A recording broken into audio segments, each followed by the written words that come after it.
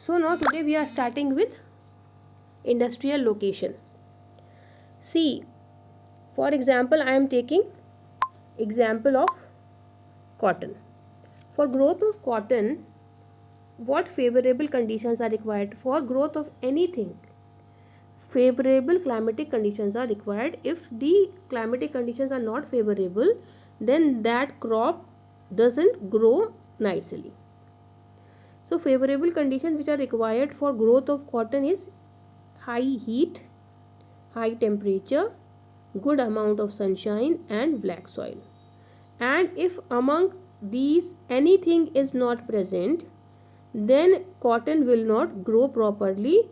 Its growth will be harnessed. Its growth will be affected. So, and where, in which conditions cotton is being grown, nearby the industries are being located so that easily cotton can be sent to the factory for processing and manufacturing of cotton yarn and whatever valuable product is being made by cotton. Similarly, industries are not set up at every place. आप हर जगह industries नहीं देखेंगे. So for location of industries, few points favorable conditions are required. Industries कहाँ पे setup होंगी? Industries वहाँ setup होंगी जहाँ पे उनको फेवरेबल कंडीशंस मिले, जैसे availability of raw material. It means कि जो फैक्ट्री प्रोसेस करेगी और चीज़ें बनाएगी, उसका रॉ मटेरियल उसको आसपास मिले और उसमें उसके आने जाने में ज़्यादा खर्चा ना आए. Number 2, source of energy. Here source of energy is electricity, or for running of furnaces we need coal and all, that is required. Number 3 is availability of water. Source of water, वहाँ पे source water का source भी हो ताकि industry के setup में कोई problem ना हो, लोकेशन इंडस्ट्री के लोकेशन में प्रॉब्लम ना आए. ठीक है. मगर ये तीनों जो पॉइंट हैं, all these 3 point, source, availability of raw material और source of energy, source of water, all this is basic requirements for location of industries. Then afterwards is next point is availability of capital and finance. Means किसी भी तरह की industry को बनाने के लिए, किसी भी टाइप की इंडस्ट्री को सेटअप करने के लिए पैसे की और कैपिटल की और फाइनेंस की ज़रूरत पड़ती है. उसके बिना हम किसी भी इंडस्ट्री में वर्क नहीं कर सकते. Right. Then we have demand in the market. उस प्रोडक्ट की, उस इंडस्ट्री में जो प्रोडक्ट बनेगा, whether it has demand in the market, और उसमें काम करने के लिए we need skilled labours and workers. It means it will give employment also to the people. Then insurance and banking is required, and main is above all is transportation and conveyance availability. Means cheap transportation is required so that price of the finished good may not rise from the fields or from the availability of raw material. Raw material is being sent to the factory for processing and lot of conveyance is not spent. Then only the product will be cheap and it will be able for the masses to use. So now we are coming on to the most important part of industries, and this question is being asked in long answers mostly. If by chance this chapter is not coming this year in your exam, but still something, all these chapters are interrelated to each other, so I think you must study all the chapters. Classification of industries. And in classification of industries are classified on the basis of following criteria, in which number 1 is on the basis of raw material used. And on the basis of raw material used, number 1 is agro based industries and second is mineral based industries. Agro based industries are cotton, woolen, jute, silk, textile, rubber and sugar, tea, coffee, edible oil. By the name it is very clear, agro based means based on agriculture. The raw material which is being used in this type of industry is being taken by the agricultural product, means agriculture. And number 2 is mineral based industries. By the name it is very clear, the mineral based industries are based on the raw products which are minerals, like iron and steel industry, cement industry, aluminium industry, machine tools industry, and petrochemical industry. So the next type in the classification of industries is according on the basis of their main role, according to their main role. In that, first industry is basic or key industries, and the other one is consumer industry. Basic or key industries means industries which supply their products as raw material to other industries. Example, iron and steel, copper smelting, aluminium smelting. What does this mean? It means these are the basic of all the industries, right? Whether it is a small scale industry, whether it's a large scale, agro based, mineral based, public sector, whatever. So all the industries are running on machines and tools. So these basic industries are providing that, the machinery on which the industries run. That is why they are known as per their role, they are known as basic industries. Then comes consumer industry. Industries is industries which produce goods for direct consumer use. Example, sugar, paper, toothpaste, sewing machine, fans, etc. Means we have sent the raw material for processing in the industries, and the product which is being made in those industries are directly used by the people. Consumer जो consume करे, जो उसको use करे directly, उसको बनाने वाली जो industries हैं उनको कंज्यूमर इंडस्ट्रीज़ कहा जाता है. और दोनों ही इंडस्ट्रीज़ अपना रोल शो कर रही हैं. एक बेसिक इंडस्ट्री है, हर इंडस्ट्री का बेस चीज़ बनाती है, हर इंडस्ट्रीज़ की मशीनरी बना के देती है ताकि इंडस्ट्रीज़ चल पाएँ. और दूसरी वो इंडस्ट्री है फिनिश्ड गुड्स बनाती है जिसको हम लोग डायरेक्टली इस्तेमाल करते हैं, जैसे कि शुगर, चीनी, paper, toothpaste, swing machine, fans, यानी वो इंडस्ट्री से बन के निकलते हैं और सीधे कंज्यूमर, सीधे पब्लिक के पास यूज़ होने के लिए बेचे जाते हैं. एक ये इंडस्ट्री का टाइप है. ठीक, this is the second type according to their main role. The next type of industry is on the basis of capital investment. On the basis of capital investment, industries are being divided into two parts again. One is small scale industry and the other one is large scale industry. Capital investment means investment of money, financial investments. How much capital is required in the industry? As per that requirement, the basis of the industry is being defined. So number one is small scale industry. By the name it is very clear, this is a small scale industry, means the capital in this industry is less, and these industries are with investment up to 1 crore, not more than 1 crore. So below 1 crore what an investment is being done for running an industry comes in small scale industry. And obviously opposite is large scale industries. In large scale industries, industries with investment above 1 crore is being put, and so this is the other classification, small scale industries and large scale industries.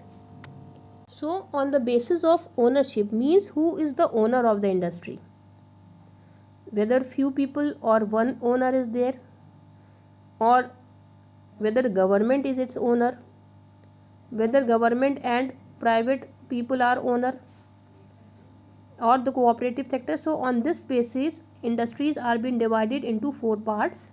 Number 1 is public sector industry. Public sector industries are owned and operated by government agencies. For example, BHEL, SAIL, etc. Private sector owned and operated by individuals or a group of individuals. Example, Tisco, Bajaj Auto Limited, Dabur Industries. Then joint sector venture, jointly run by the state, means by the government, and private people, individual or group of people. Example, Oil India Limited. Then we have cooperative sector, owned and operated by the producers or suppliers of raw material, workers, or both. It is known as cooperative sector industries, where the producer of raw material, where the supplier of raw material and workers are together working. They pool in the resource, share the profit and loss proportionately, means whatever the profit of the industry is or the loss of the industry is, they equally share, such as the sugar industry in Maharashtra, the coir means tar ki industry in Kerala.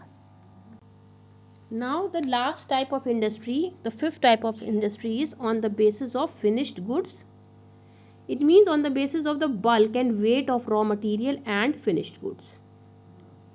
C means whatever material is being used in the industries, or whatever finished products we are getting from the industry, we compare it on its weight. And so when we talk about weight, we always talk about heavy or light. This thing is heavy and that thing is light, though both are antonyms of each other. And on that basis, it is very easy to learn that on the basis of weight, on the basis of finished good, industries are divided into two parts: heavy industries and light industries. In heavy industries, industry in which large machines and heavy or bulky raw material are used to produce products which are heavy or bulky, including capital goods like automobiles and construction machinery. Light industries, which produce light utility goods like electrical industries, toys, etc. I hope you people are understanding and everybody is paying attention on studies. Agro-based industries. In types of industries on the basis of raw material used, number one is agro-based industries. And in agro-based industries, the basic raw material which they get from agriculture is cotton, jute, silk, woolen textile, sugar and edible oil, etc. are called agro-based industries. Number one is textile industry. The textile industry occupies unique position in the Indian economy. It is very important, and it is very important for Indian economy. It contributes 14% of industrial production. Means whatever industries are there in India, total industries are textile. Out of that, 14% industries are textile industries. Second largest in employment generation after agriculture. It is giving employment to 35 million people approximately, and it is earning foreign exchange, means it is the product is being exported, and 24.6% approximately foreign currency is being gained with the help of textile industry. And its contribution in GDP is 4%. It is the only industry in the country which is self-reliant and complete in the value chain, that is from raw material to the highest value added products. Next is cotton textiles. The first cotton textile mill was established in Mumbai in 1854. India was a British colony during the period of First World War in 1914 and Second World War 1945, we know very well. There was a huge demand for cloth in UK, hence that gave a boost to the development of the cotton textile industry. Now handlooms have replaced power looms. Previously these cotton textile was being made by cotton yarns, and the Handlooms were being made, means looms were being made by hand. Handmade looms were made, which is now replaced by power looms. Power means running on electricity. 80% of the mills are in private sector. This industry is mainly located in Gujarat, Maharashtra and Tamil Nadu. It provides employment to weavers, cotton farmers, mill workers, support chemical, dye industry and engineering work. All these sectors are jointly required, helps the cotton textile industry. So the working is being worker and all these are gets employment. Why Mahatma Gandhi laid emphasis on spinning yarn and weaving khadi? The hand spun khadi provides large scale employment to weavers in their homes as a cottage industry. To spread spirit of nationalism, Mahatma Gandhi emphasized on spinning yarn and weave khadi. The cotton industry faced challenges in the form of outdated machinery, irregular power supply, competition from synthetic fiber, etc. So, in the early years, the cotton textile industry was concentrated in cotton growing belt only in Maharashtra and Gujarat. Availability of raw material, raw cotton was there, market was nearby, transport including was accessible, port facility was there, labor, moist climate, etc. means all the conditions which were favorable for cotton industries contributed towards its localization. This industry has close link with agriculture and provide living to farmers. Cotton balls pluckers worker enjoyed in ginning, spinning, weaving, dyeing, designing, packaging, tailoring and sewing. The industry by creating demand support, many other industries such as chemical and dyes, mill stores, packaging material, engineering works all are being getting work with this. While spinning continues to be centralized in Maharashtra, Gujarat and Tamil Nadu, weaving is highly decentralized to provide scope for incorporating traditional skills, designing of weaving in cotton, silk, zari, embroidery, etc. India has world-class production in spinning, but weaving supplies low quality of fabric as it cannot use much of the high-quality yarn produced in the country. Weaving is done by hand loom, power loom and in mills. India exports yarn to Japan. Other imports of cotton goods from India are USA, UK, Russia, France, East European countries, Nepal, Singapore, Sri Lanka, African countries. India has the second largest installed capacity of spindles in the world next to China. So much of money foreign exchange this industry is getting. Next in the sequence is jute textile. India is the largest producer of raw jute and jute goods. It stands second in the jute export after Bangladesh. It means leading exporter of jute is Bangladesh and number 2 is our country India. Jute industry is located along the Hooghly River in West Bengal. The first jute mill was set up near Kolkata in 1859 at Rishira. This question was there in your exam also. National Jute Policy 2005 focus on improving quality and productivity of Indian jute. Factors responsible for the location of jute mills in Hooghly basis are because its favorable condition is available over there. Number 1, proximity of jute producing area reduce the cost of transportation because that location is such a place where jute production is easy, means the industries are near. Inexpensive water transport and network of railways, roadways to facilitate movement of raw material to the mills. Inexpensive, not very expensive, cheap. Abundant water supply from nearby rivers for processing raw jute. Cheap labor from West Bengal and adjoining areas, that is Bihar, Odisha and eastern Uttar Pradesh. Kolkata is a large urban center which provides banking, insurance and port facility for export of jute goods from Hooghly. Challenges faced by the industry include less demand and stiff competition in international market from synthetic fiber and from other jute growing countries like Bangladesh, Philippines, Thailand, Brazil and Egypt. The main markets are USA, Canada, Russia, United Arab Republic, UK and Australia. The growing global concern for environment-friendly biodegradable material has once again the opportunity for jute production.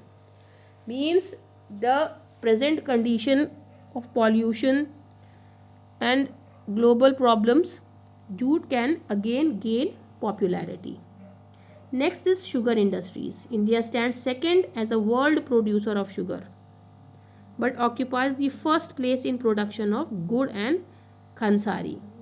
For sugar production, India is second in the world, but gur and khansari is the leading producer in India. Sugar mills are located in Uttar Pradesh, Bihar, Maharashtra, Tamil Nadu, etc. In recent years, there is a tendency for the mills to concentrate in southern and western states, especially in Maharashtra. Most of the industries are set up in Maharashtra. This is because the cane produced here has higher sucrose content. Sugar cane means sugar cane, गन्ना जो यहाँ पे उगता है उसमें शक्कर की मात्रा ज़्यादा होती है, उसमें शुगर की मात्रा, सरकोर्स की मात्रा ज़्यादा होती है. And relatively cooler climate also ensures longer crushing season. जल्दी उसका क्रशिंग का सीज़न बढ़ जाता है और जल्दी ख़राब नहीं होता गन्ना. Major challenges include the seasonal nature of the industry, old and inefficient method of production, transport delay in reaching cane to factory, and need to maximize the use of byproducts like bagasse. ठीक है, कुछ चीज़ें हैं जो उसको hurdle करती हैं, मगर उससे कोई ख़ास फ़र्क नहीं पड़ता. इसका ये डेवलपमेंट करना है, तभी हमारी कंट्री डेवलपिंग से डेवलप होगी. कुछ चीज़ें हैं सुधारने के लिए, जैसे कि क्या चैलेंजेस फेस करती है कि अभी तक इनएफिशिएंट मेथड्स यूज़ किए जा रहे हैं, पुराने तरीके, फैक्ट्रीज तक पहुँचते पहुँचते गन्ने को देर हो जाती है वगैरह. यहाँ पे ख़त्म होते हैं एग्रो बेस्ड इंडस्ट्रीज़.